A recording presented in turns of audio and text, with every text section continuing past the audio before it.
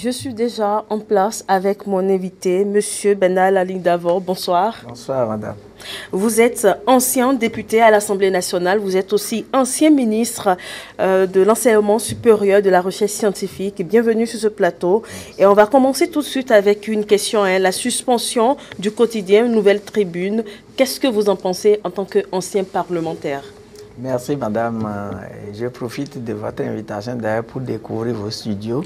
Je vous remercie infiniment.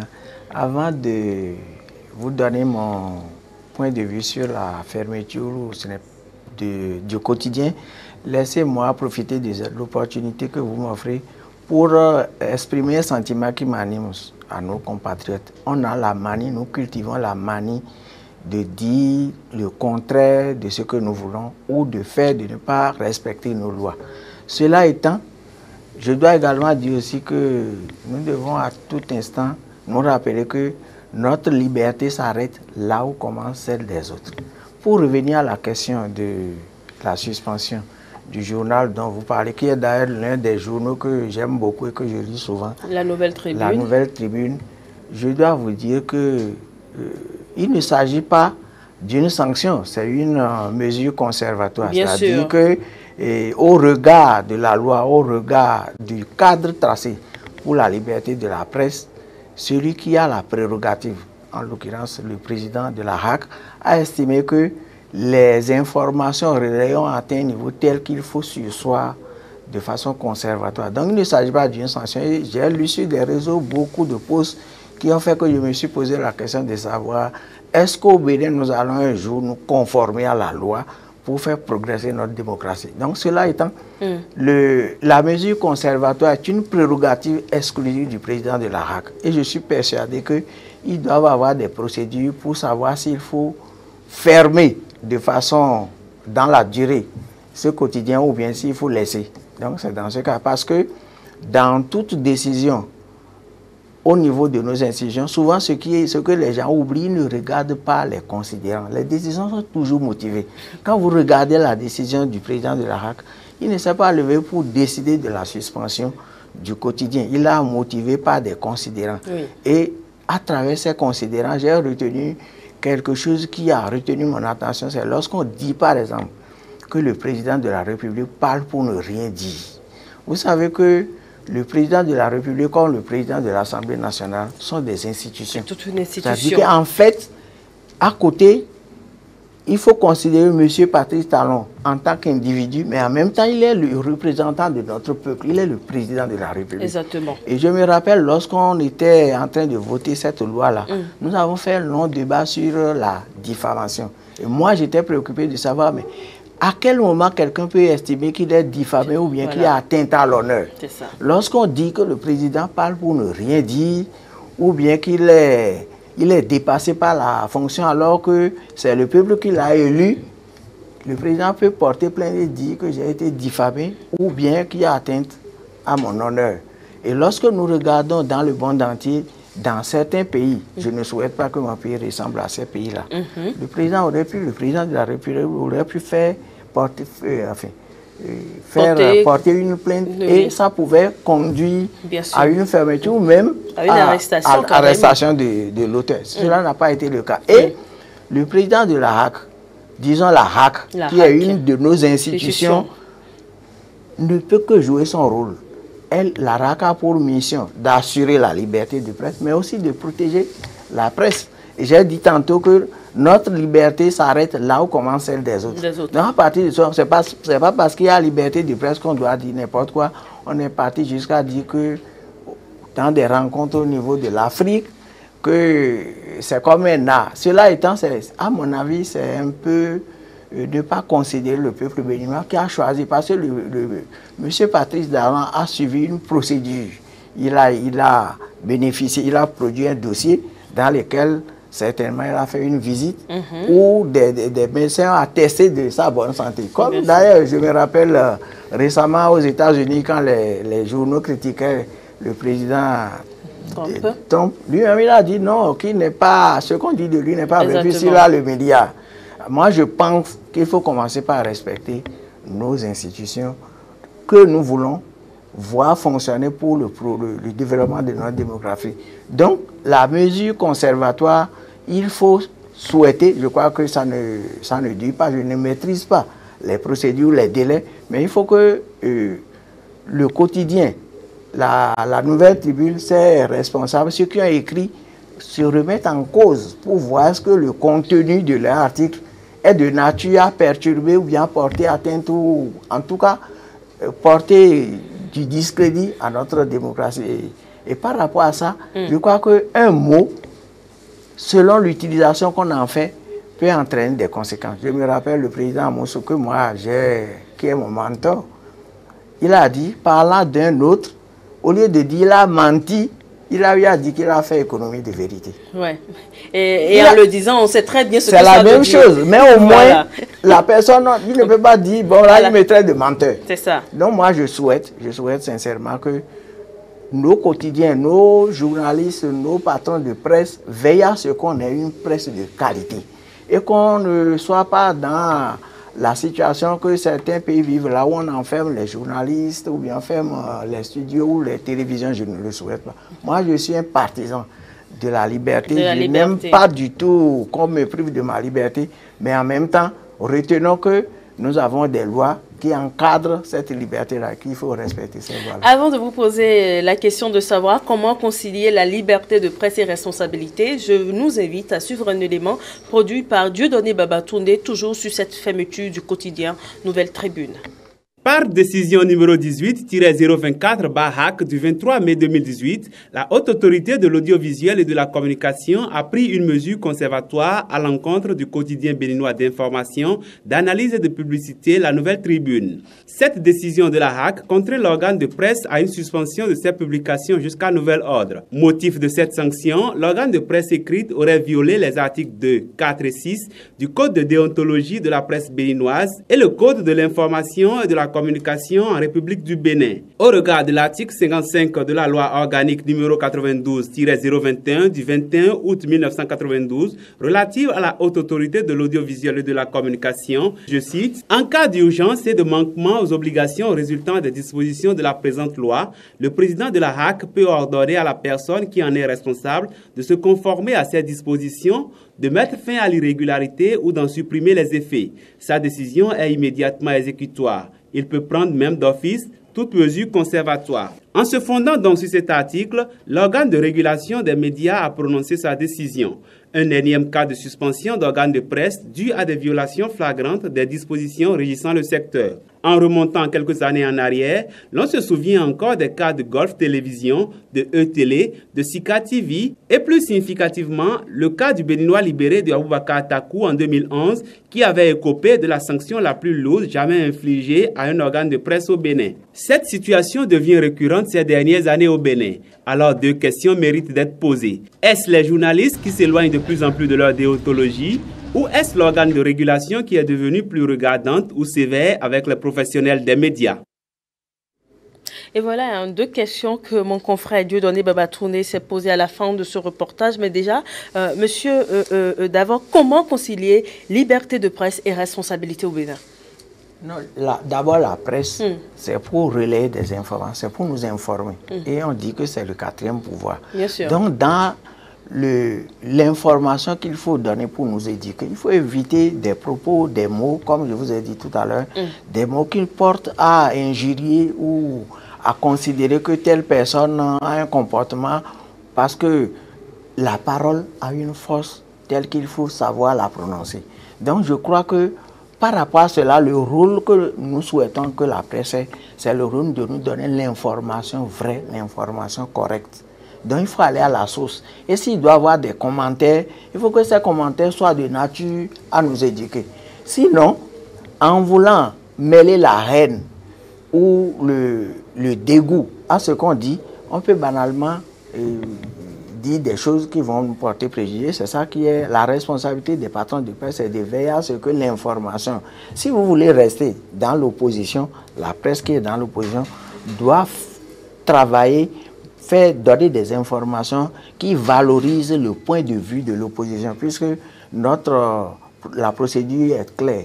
Quand nous allons au deuxième tour, le président de la République qui est élu, le second est automatiquement de l'opposition, puisque les deux représentent deux projets de société. Donc il faut qu'on représente, lorsqu'il y a une décision, un acte qui est posé, les analyses dans les journaux doivent permettre à la population, au peuple, de voir là où la décision n'est pas bonne pour le développement ou là où elle est bonne pour le développement. Et de l'autre côté aussi la même chose. Il ne s'agit pas d'écrire pour injurier ou diffamer ou interpréter des propos. Je pense personnellement que ce n'est pas une bonne chose. Ce n'est pas une bonne chose. Alors, que pensez-vous? Est-ce qu'on peut dire que le pouvoir est déception du président de la RAC? N'est-il pas un peu trop?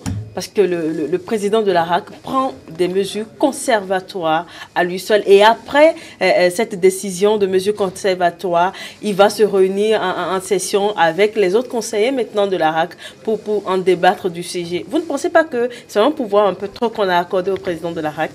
Non, en fait, je ne sais pas là où se trouve la puissance de ce pouvoir. La RAC a un rôle de régulateur.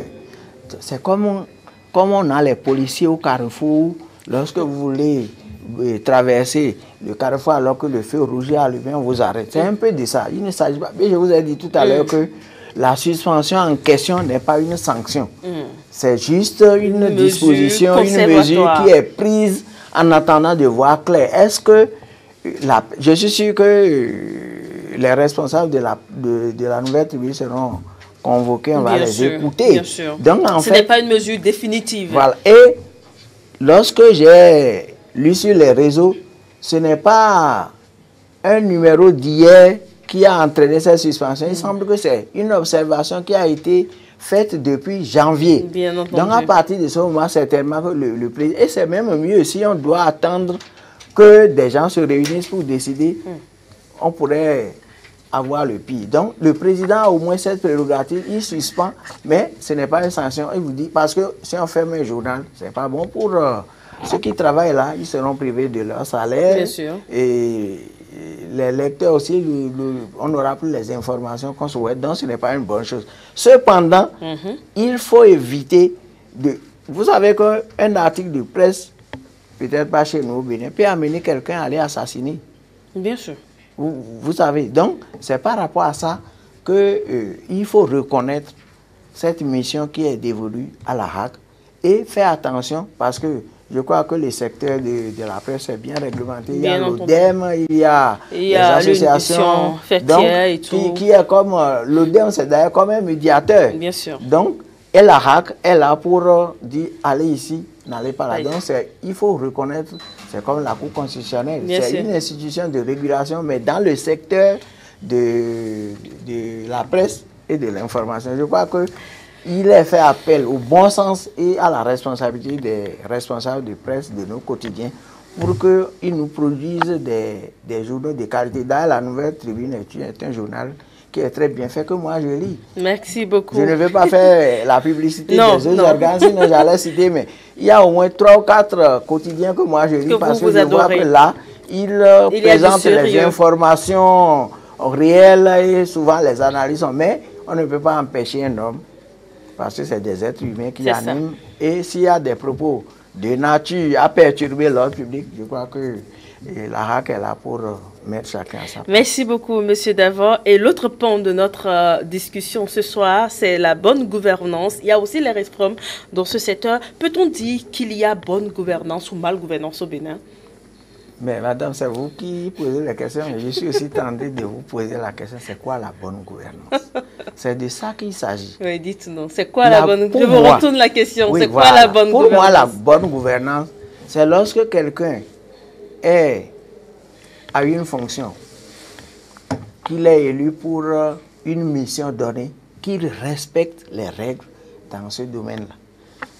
Exemple, si vous êtes médecin, quand un malade vient vous voir, que vous n'allez pas prendre sa température, chercher de quoi il souffre avant de commencer par traiter, vous allez mal faire. Et vous ne pouvez pas non plus suivre cette démarche et on va vous traiter de mauvais médecin. De la même manière, je crois que le député, le président de la République, un ministre, un membre d'une institution doit suivre les règles qui ont été établies pour la gestion de la mission qui lui est confié. Donc, avant de parler de mauvaise gouvernance, nous avons des institutions républicaines. C'est lorsqu'un acte a été posé par une institution, ou même si c'est le président de la République ou par l'exécutif, il va falloir se référer à une institution qui est chargée de juger de l'opportunité avant de dire qu'il y a mauvaise gouvernance. Sinon, si l'acte qui est posé, si la décision qui est prise répond à une disposition légale ou réglementaire, on ne peut pas parler de mauvaise gouvernance.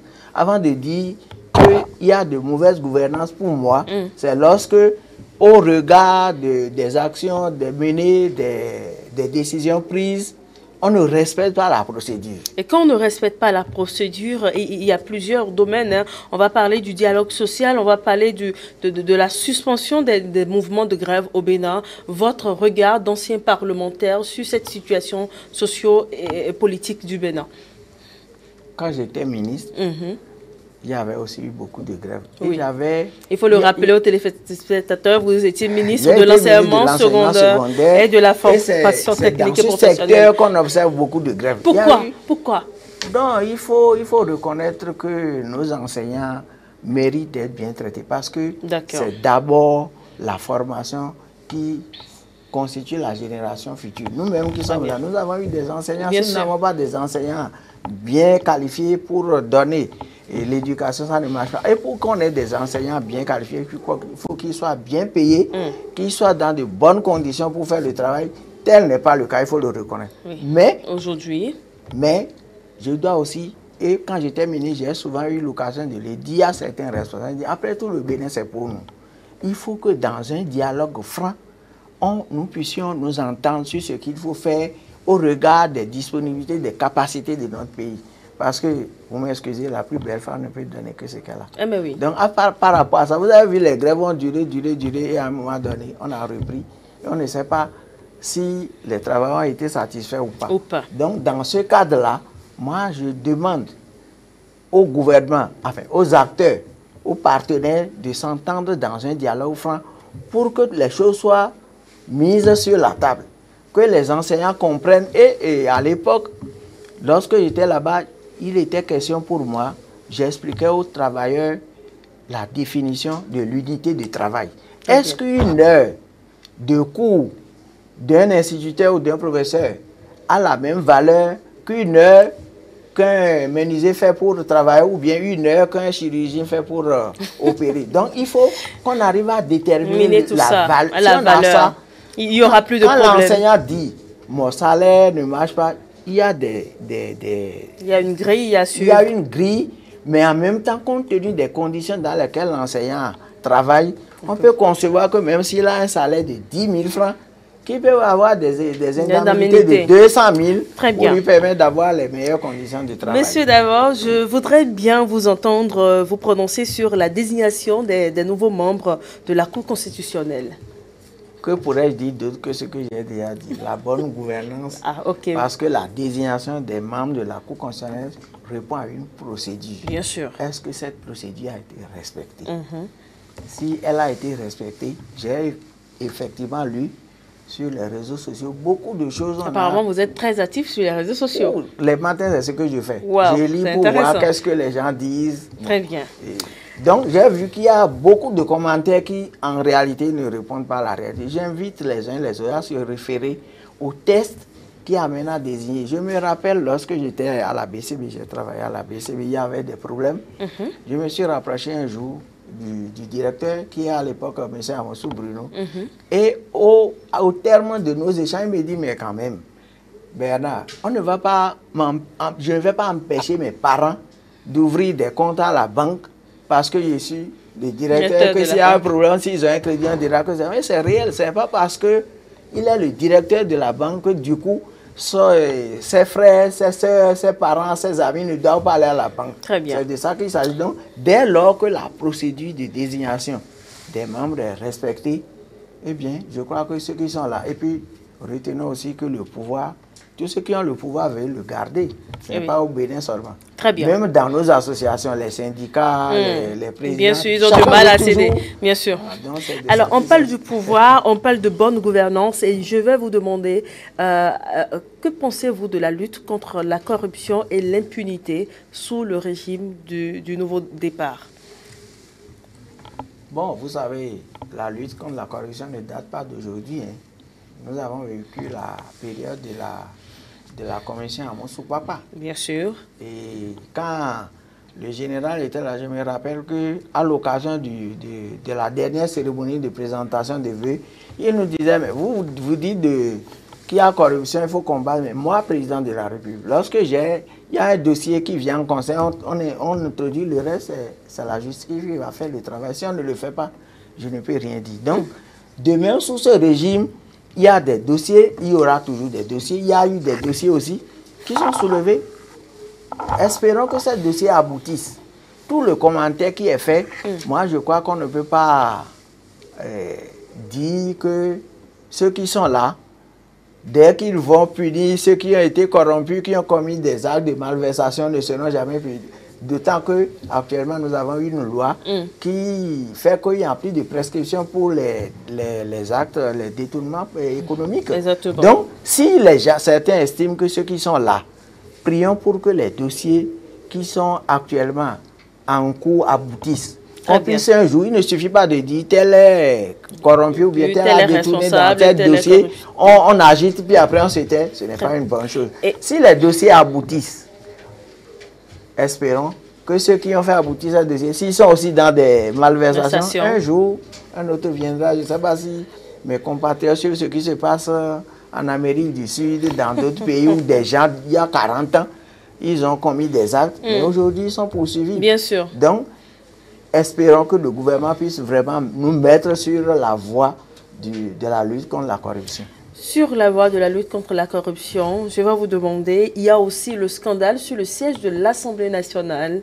Le gouvernement en a parlé dans une communication aux parlementaires. En tant qu'ancien parlementaire, que pensez-vous de ce dossier-là? Non seulement en tant qu'ancien parlementaire, mais j'ai fait partie de ceux qui ont procédé au dépouillement des offres et qui ont retenu